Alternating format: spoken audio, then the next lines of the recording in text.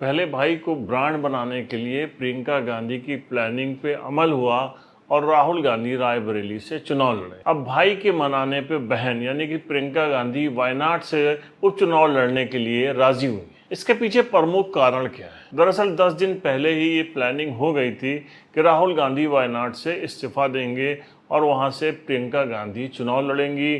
Party की बैठक तो महज एक औपचारिकता थी। दरअसल साउथ में भारतीय जनता पार्टी की परेशानी की वजह थे राहुल गांधी ने भारत जोड़ो यात्रा की शुरुआत कन्याकुमारी से की थी और धीरे धीरे वो साउथ में स्टार बनते चले गए। इसका असर खासकर साउथ में केरल, तमिलनाडु और कर्नाटका में देखने को मिला था। हाल ही में हुए चुनाव में केरल में 14 सीटें, इसके अलावा कर्नाटका और तमिलनाडु में 9 सीटें कांग्रेस को मिली हैं। अब राहुल गांधी बहन प्रियंका को ये समझाने में कामयाब हुए कि वायनाड वालों को ये लगेगा कि गांधी परिवार ने उनका साथ नहीं छोड़ा है। पार्टी की जरूरत की वजह से ही राहुल गांधी रायबरेली से बने रहेंगे। प्रियंका के पहुंचने से साउथ में कांग्रेस के कार्यकर्ताओं में जोश बना रहेगा। दरअसल 18वीं लोकसभा का जो चुनाव हुआ है उसमें प्रियंका गांधी के तेवर देखते ही बनते थे। सदी हुई भाषा, आक्रामक तेवर से उन्होंने कार्यकर्ताओं में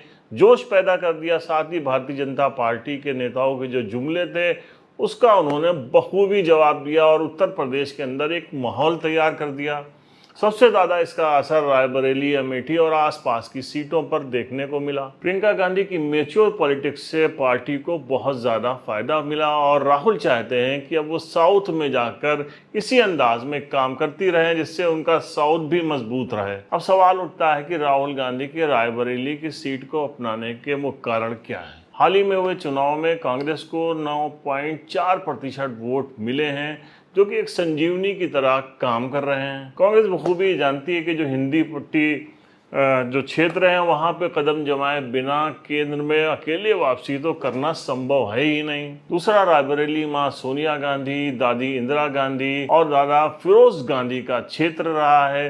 राहुल गांधी का यहाँ से भावनात्मक जुड़ाव हो गया है क्योंकि चुनाव के दौरान मां सोनिया गांधी ने जिस तरीके से अपना भाषण दिया उससे रायबरेली के लोगों का जुड़ाव बहुत तेजी से देखा गया राहुल गांधी के साथ। इसके अलावा पिता राजीव गांधी से लेकर जवाहरलाल नेहरू जो प्रधानमंत्री रहा है गांधी परिवार से, उसका कार्यक्षेत्र उत्तर प्रदेश ही रहा है। अगर राहुल गांधी रायबरेली सीट छोड़ देते हैं, जो कनेक्ट जो हुआ है अभी हालिया, वो कनेक्ट फिर से खत्म हो जाता और यहाँ पे कांग्रेस का सर्वाइव करना बहुत मुश्किल होता। कांग्रेस के वरिष्ठ नेता ये भी जानते हैं कि जो लोकसभा की 543 सीटें हैं उनमें लगभग 350 सीटें वो हिंदी भाषी राज्यों से आती हैं।